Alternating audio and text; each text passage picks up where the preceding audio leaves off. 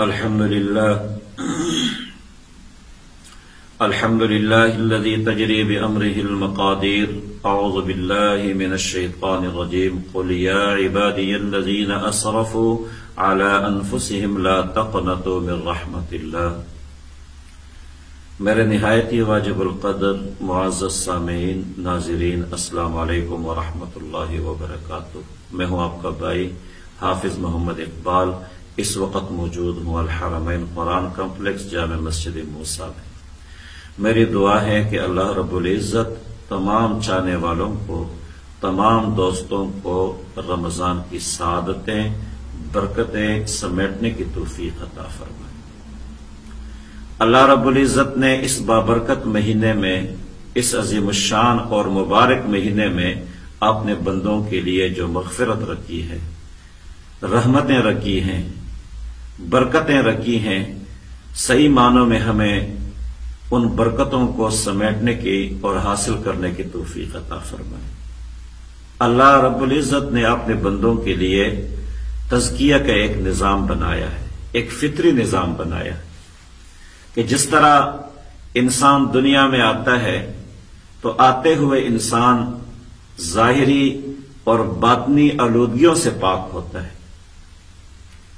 اس کا دل بھی شیشے سے زیادہ شفاف ہوتا ہے.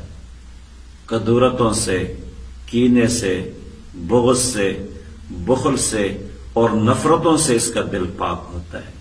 اللہ کی یہ چاہت ہے کہ یہ بندہ جب میرے پاس لوٹے تو اس طرح پاک اور صاف ہو جس طرح یہ دنیا میں آیا تھا. اور اس تزکیہ کے لیے، اس صفائی کے لیے اللہ رب العزت نے بندوں کو عبادت کی صورت میں نصاب عطا فرمایا، بہت ساری راتیں عطا فرمائی اور مہینے عطا فرمائے. اس نصاب میں، ان مہینوں میں، ان عبادات میں سب سے بڑا نصاب رمضان کا مہینہ ہے اور رمضان کے روزے.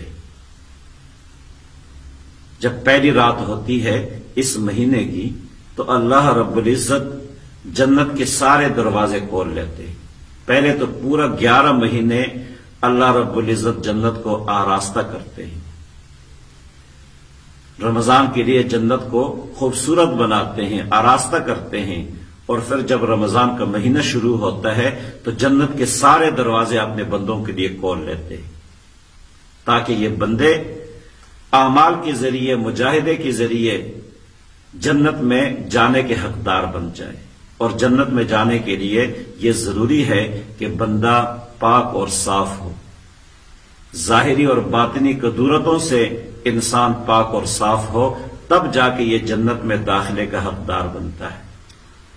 جہاں جنت کے دروازے کھول دیے جاتے ہیں وہاں پہ جہنم کے دروازے بند کر دیے جاتے ہیں، شیاطین کو قید کر دیا جاتا ہے.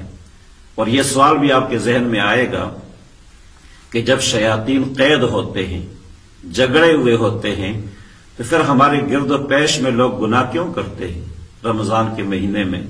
پھر کیوں اللہ کی نافرمانی کرتے ہیں؟ یہ بھی حکمت کی بات ہے. اللہ یہ بتانا چاہتے ہیں اس مہینے میں، اس مہینے کے ذریعے اپنے بندوں کو یہ پیغام دینا چاہتے ہیں اور یہ دعوت فکر دینا چاہتے ہیں کہ اے میرے بندے، اس مہینے میں تو یہ بھی دیکھ لیا کر کہ تیرے کرتوتوں میں تیرا اپنا کتنا حصہ ہے اور شیطان کا کتنا حصہ ہے.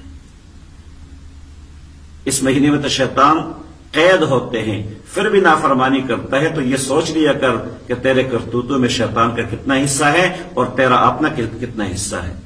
تو عرض یہ کر رہا تھا کہ اس نصاب میں، اس فطر نصاب میں جو اللہ رب العزت نے اپنے بندوں کو تزکیہ کے لیے اور صفائی کے لیے عطا فرمایا، اس نصاب میں سب سے بڑا نصاب رمضان کا مہینہ اور رمضان کے روزے ہیں.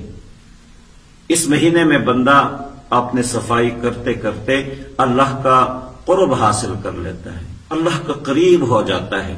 موسیٰ علیہ السلام نے اللہ سے پوچھا، وَكَلَّمَ اللَّهُ مُوسَىٰ تَكْلِيمًا، میں تو آپ سے گفتگو کرتا ہوں، تو مجھ سے بھی آپ کے قریب کوئی ہوگا؟ تو اللہ رب العزت نے فرمایا، ہاں، آخری امتی امام الانبیاء صلی اللہ علیہ وسلم کے امت کے مسلمان مومن لوگ جب روزے سے ہوں گے، بھوک کی وجہ سے ان کا پیٹ خالی ہوگا اور پیاس کی وجہ سے ان کے ہونٹ خشک ہو چکے ہوں گے، اس حال میں وہ میرے اتنے قریب ہو جاتے ہیں کہ ان کے اور میرے درمیان ایک پردہ رہ جاتا ہے۔ میرے اور آپ کے درمیان تو 70 پردے ہیں، اور جب یہ روزہ رکھتے ہیں رمضان کے مہینے میں، پورا دن بھوکے رہتے ہیں، پیاسے رہتے ہیں، تو یہ میرے اتنے قریب ہو جاتے ہیں کہ میرے اور ان کے درمیان ایک پردے کا فاصلہ رہ جاتا ہے۔ تو آپ خود اندازہ فرمائیں کہ رمضان المبارک اللہ کے قرب کا مہینہ ہے۔ روزہ رکھ کر انسان اللہ کا قرب حاصل کرتا ہے، اللہ کی خوشنودی حاصل کرتا ہے۔ اس لیے آقا صلی اللہ علیہ وسلم نے فرمایا، اللہ رب العزت فرماتے ہیں کہ الصوم لی، روزہ میرے لیے ہے اور اس کا اجر اپنے بندوں کو میں عطا فرماؤں گا۔ حج کے بارے میں یہ نہیں فرمایا، نماز کے بارے میں یہ نہیں فرمایا، دیگر عبادات کے بارے میں یہ نہیں فرمایا، صرف روزے کے بارے میں فرمایا کہ روزہ میرے لیے ہے اور اس کا اجر اپنے بندوں کو میں عطا فرماؤں گا۔ یہ اتنا بڑا عمل ہے کہ اللہ رب العزت نے فرمایا کہ اس کا اجر کوئی اور نہیں دے سکتا، اس کا اجر میں عطا فرماؤں گا۔ حضور آقا صلی اللہ علیہ وسلم نے روزے دار کے بارے میں فرمایا کہ ان کی دعا رد نہیں ہوتی، 3 بندوں کی دعا رد نہیں ہوتی۔ ایک تو عادل کی دعا رد نہیں ہوتی، عدل کرنے والے کی، ظالم کی دعا قبول نہیں ہوتی۔ وہ بے شک کعبے کے اندر بیٹھ جائے، بے شک وہ اعتکاف میں ہو، چاہے وہ مسجد میں ہو، کوئی بھی عمل کرے، ظالم کی دعا قبول نہیں ہوتی۔ ایک عادل کی دعا رد نہیں ہوتی، ایک مظلوم کی دعا رد نہیں ہوتی، اور ایک روزہ دار کی دعا افطاری کے وقت اللہ رد نہیں کرتے۔ اس لیے ہمیں اس مہینے میں اپنے رب سے مانگنا چاہیے، اور اسی سے مانگنا چاہیے، مسلسل مانگنا چاہیے۔ ہمارا عالمیہ یہ ہے، ایک تو ہمیں دعا مانگنے کا طریقہ ہی نہیں آتا، یوں ہی ہاتھ اٹھا دیتے ہیں اور بھاگ جاتے ہیں۔ ایسے تو دنیا والے بھی نہیں دیتے۔ آپ نے دیکھا ہے یہ جو بھیک مانگنے والے آتے ہیں، وہ مستحق ہے یا نہیں وہ الگ مسئلہ ہے، لیکن وہ کیا کرتے ہیں؟ آپ کی تعریف کرتے ہیں، کبھی کہتے ہیں حاجی صاحب، آپ کو دعائیں دیتے ہیں، عاجزی کرتے ہیں، اور کرتے کرتے کوئی نہیں بھی دینا چاہتا وہ بھی دے دیتا ہے۔ اس مانگنے والے کی آہوزاری دیکھ کر، عاجزی دیکھ کر، تو دنیا والے بھی یوں نہیں دیتے، اور ہم اللہ سے یوں دعا کر لیتے ہیں، اٹھ کے بھاگ جاتے ہیں، تو پھر ہم کہتے ہیں ہماری دعا قبول نہیں ہوتی۔ پہلے تو ہم مانگنے کا اللہ سے ڈنگ سیکھیں، کیسے مانگا جاتا ہے۔ حضور آقا صلی اللہ علیہ وسلم کئی گھنٹے مسلسل اللہ سے مانگتے تھے، اور اللہ سے مانگتے ہوئے عاجزی کرنی چاہیے، اللہ کے سامنے رونا چاہیے۔ ابکوا فإن لم تبکوا فتباکوا، روئے اللہ کے سامنے، اور اگر رونا نہیں آتا تو رونے والی شکل بنا لیں، رونا نہیں آتا تو رونے والی شکل بنا لیں، اور رونے سے اللہ بہت زیادہ خوش ہوتے ہیں۔ ایک قطرہ جو آنسو کا گرتا ہے ندامت کی وجہ سے، بندے کے اندر ندامت بھی ہونی چاہیے، ندامت بھی بڑی چیز ہے۔ اپنے گناہوں پہ نظر کر کے اپنے ماضی پر نظر دوڑائے، اور اس کے بعد جتنی نافرمانیاں ہیں اس پہ انسان نادم ہو جائے، اور جو بندہ نادم ہو اس کی پہچان یہ ہے وَضَاقَتْ عَلَيْهِمُ الْأَرْضُ، اس پر زمین تنگ ہو جاتی ہے۔ جس طرح معاشرے میں کوئی آدمی برائی کر لے اور اس معاشرے میں لوگوں کو پتہ لگ جائے تو پھر وہ گھر سے نہیں نکلتا، اس کا دل بوجھل رہتا ہے کہ میں باہر جاؤں گا لوگ کیا کہیں گے۔ نہیں، اسی طرح بندہ اللہ کے سامنے نادم ہو جائے، کیونکہ اللہ رب العزت بندے کے ایک ایک سانس سے واقف ہے، ایک ایک حرکت سے واقف ہے، تو دل بوجھل ہو جائے، دل تنگ ہو جائے کہ میں نے کیا کر دیا ہے۔ آپ نے اس رب کو ناراض کر دیا ہے جو مجھے روزی دیتا ہے، جس نے مجھے وجود دیا ہے۔ ایک جماد اللہ یعقل فتنے سے، ایک جماد اللہ یعقل نطفے سے اس نے مجھے دنیا میں وجود دیا، میں نے اس کو ناراض کر دیا ہے۔ تو یہ ندامت ہے، اور یہ ندامت کا ایک آنسو جب گرتا ہے تو اللہ رب العزت کے ہاں اتنا محبوب ہے کہ دنیا کے جتنے سمندر ہے پانی ہے اس سے زیادہ محبوب ہے۔ اس لیے ہمیں اس مہینے میں اپنے رب سے مانگنا چاہیے، کیونکہ یہ اللہ کے قرب کا مہینہ ہے۔ میں نے پہلے عرض کر دیا کہ بندہ روزے کی حالت میں اللہ کے قریب ہوتا ہے۔ کتنا قریب ہوتا ہے؟ کبھی یہ نفل کے ذریعے قرب حاصل کرتا ہے، کبھی یہ تلاوت کے ذریعے قرب حاصل کرتا ہے، کبھی ذکر و اذکار کے ذریعے قرب حاصل کرتا ہے، کبھی درود شریف کے ذریعے قرب حاصل کرتا ہے، اور اللہ کے قریب ہوتے ہوتے ایک وقت وہ آ جاتا ہے کہ انسان اللہ کی رحمت کی گود میں گر جاتا ہے اور وہ سکون پا لیتا ہے کہ جس سکون کو بیان کرنے کے لیے دنیا میں الفاظ نہیں ہیں۔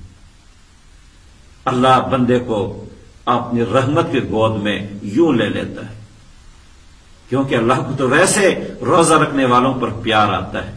جب چھوٹا بچہ روزہ رکھتا ہے تو والدین کہتے ہیں کمزور ہو جاؤ گے، بیٹا تجھ پہ روزے فرض ہی نہیں ہے، اور اگر رکھ دے تو ماں پورے دن نگرانی کرتی ہے۔ اور اللہ رب العزت 70 ماؤں سے بھی زیادہ محبت کرنے والے ہیں، 70 ماؤں سے بھی زیادہ، کہ ایک بندہ بھوکا ہے، پیاسا ہے، اللہ کو کتنا پیار آتا ہوگا ایسے بندے پر، اللہ کا کتنا قرب اس کو مل چکا ہوگا بھوک کی حالت میں، پیاس کی حالت میں۔ تو اس مہینے سے اور اللہ کے اس قرب سے ہمیں فائدہ اٹھانا چاہیے۔ اللہ کی رحمتوں کے حصول کے لیے ہمیں جدوجہد کرنی چاہیے، اور ہم اپنے آپ کو اللہ کی رحمت کے مستحق بنا لیں۔ یوں تو رحمتیں نہیں ملتی ہیں، یوں اللہ کا قرب حاصل نہیں ہوتا۔ بندہ اپنے آپ کو مستحق بناتا ہے۔ دنیا میں اگر کسی سے کام پڑ جائے، کسی سے مفادات وابستہ ہو تو کیا کرتا ہے؟ کوشش کرتا ہے کہ اس کو ناراض نہ کروں، اس کے من اور مزاج کے مطابق کام کرتا ہے، گفتگو کرتا ہے کہ مجھے اس بندے کا قرب مل جائے، کیونکہ مفادات وابستہ ہوتے ہیں۔ اور اللہ رب العزت کا قرب یوں مل جائے یہ تو ممکن نہیں ہے۔ ہم وہ کام نہ کریں جس سے اللہ کی ناراضگی ہو۔ عام طور پہ صبح سے لے کے شام تک ہم بھوک تو برداشت کر لیتے ہیں، پیاس برداشت کر لیتے ہیں، اور دوسری طرف جو ہماری عادات ہیں، جو اللہ کی نافرمانیوں کا تسلسل ہے، وہ بھی جاری رہتا ہے۔ اس لیے ہمارے روزے کا اثر زائل ہو جاتا ہے، ہماری دعائیں بھی بے اثر ہو جاتی ہے، قرآن پڑھنا بھی بے اثر، تلاوت کرنا بے اثر، ذکر و اذکار بے اثر، اور تراویح پڑھنا بھی بے اثر۔ اس لیے ہم اس تسلسل کو توڑ دیں جو گناہوں کا تسلسل ہے، نافرمانیوں کا تسلسل ہے، جو اللہ کی دوری کا سبب ہے، اس تسلسل کو ہم توڑ دیں۔ تب جا کے ہم رمضان کی برکتوں سے صحیح معنوں میں مستفید ہو سکیں گے۔ دیکھو نا، آپ گاڑی میں جا رہے، گرمی کا موسم ہے، ایئر کنڈیشن لگا ہوا ہے، اور دوسری طرف آپ کھڑکیاں کھول دیں تو کیا ہوگا؟ ٹھنڈک کا اثر زائل ہو جائے گا۔ آپ یہ نہیں کہہ سکتے کہ گاڑی خراب ہے، یہ نہیں کہہ سکتے کہ ٹھنڈک نہیں ہے، ایئر کنڈیشن خراب ہے، بلکہ قصور یہ ہے کہ دوسری طرف آپ نے کھڑکیاں کھول دی ہیں۔ ہم ایک طرف روزہ بھی رکھ رہے ہیں، تلاوت بھی کرتے ہیں، ذکر و اذکار بھی کرتے ہیں، تراویح بھی پڑھتے ہیں، اور دوسری طرف ہم نے نافرمانیوں کی کھڑکیاں کھولی ہوئی ہیں، جس سے ہماری عبادات کا اثر زائل ہو جاتا ہے۔ تو اس لیے دوستو گزارش یہ ہے کہ اس مہینے کے 6 دن گزر گئے ہیں، ان 6 دنوں میں ہم اپنا محاسبہ کر لیں۔ من صام رمضان واحتسابا غفر له ما تقدم من ذنبه۔ احتساب کر لے ان 6 دنوں کا اپنی زندگی کا، کیا ہم اللہ کی رحمت کے مستحق بنے ہیں؟ کیا ہم نے اتنا مجاہدہ کر دیا ہے؟ کیا ہم نے اتنی تلاوت کر دی ہے؟ کیا ہم نے اللہ سے توبہ استغفار کر لیا ہے؟ کیا ہم نے اللہ سے مانگ لیا ہے؟ کیا ہم نے درود شریف کے ذریعے اور مجاہدے کے ذریعے اللہ کا قرب حاصل کر لیا ہے؟ اگر کر لیا ہے تو وہ لوگ خوش نصیب ہیں۔ اگر دل کی کیفیت تبدیل ہو گئی ہے تو وہ لوگ خوش نصیب ہیں۔ اگر ہماری رویہ اور روش تبدیل ہو گیا ہے تو خوش نصیب ہیں ہم۔ اگر ایسے نہیں ہے، جس طرح ہمارا دل پہلے سے تھا اسی طرح ہے، کوئی کیفیت تبدیل نہیں ہوئی، جس طرح ہماری روحانی کیفیت پہلے سے چلا آ رہا تھا اسی طرح ہے، اور جس طرح ہمارے اعمال پہلے سے تھے اسی طرح ہیں، جس طرح ہمارا رویہ، روش اور سوچیں پہلے تھی آج بھی وہی ہے، تو سمجھ لو کہ ہم نے رمضان کے مقصد کو نہیں پایا، ہم نے یہ دن ضائع کر دیے ہیں۔ اللہ نے جو ہمیں رحمتیں عطا فرمائی تھی اس مہینے کی صورت میں، برکتیں عطا فرمائی تھی، وہ ہم نے ضائع کر دی ہے، اس کو حاصل کرنے میں ہم ناکام ہیں۔ اس لیے دوستو معلوم نہیں اگلے سال ہمیں یہ دن ملتے ہیں یا نہیں ملتے۔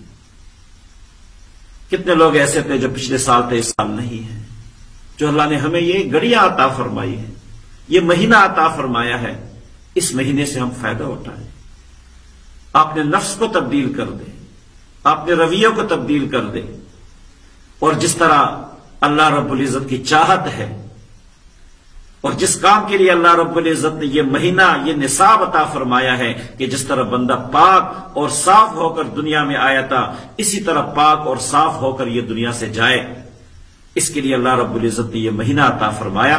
تو کیا ہم نے اپنی نفس کی صفائی کر دی ہے؟ کیا ہمارا من صاف ہو چکا ہے؟ کیا ہمارا دل صاف ہو چکا ہے کدورتوں سے، نفرتوں سے، بخل سے، کینے سے، بغض سے، دوسروں کے لیے انتقامی جذبات سے ہمارے دل پاک ہو چکے ہیں؟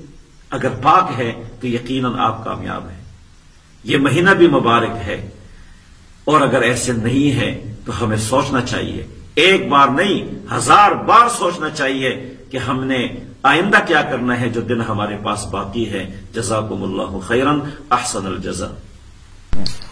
یوٹیوب پہ ہمارا چینل الحرمین، تمام احباب اس کو سبسکرائب کریں، اس کو لائک کریں، ویڈیوز شیئر کریں، اور بیل آئیکن کو ضرور دبائیں تاکہ ہماری اچھی ویڈیوز آپ تک پہنچ سکیں۔